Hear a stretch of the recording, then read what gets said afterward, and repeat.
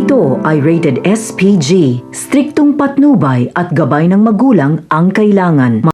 Isang mapagpalang araw, kapamilya.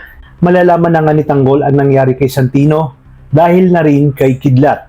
Nakiusap kasi si Kidlat na huwag siyang papatayin at handa umano siyang tumulong kay Tanggol at magbigay ng impormasyon laban kay Lucio at sa mga gerero.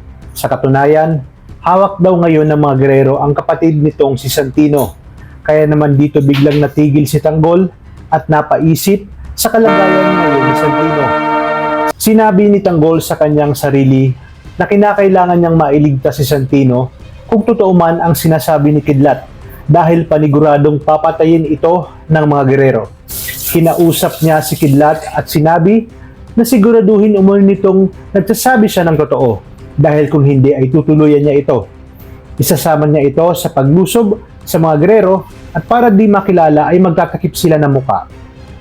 Binantaan ni Tanggol si Kidlat na sa oras na mag-trader ito, tiyak tapos ang buhay nito. Habang si Santino naman ay nagsimula ng maghiganti.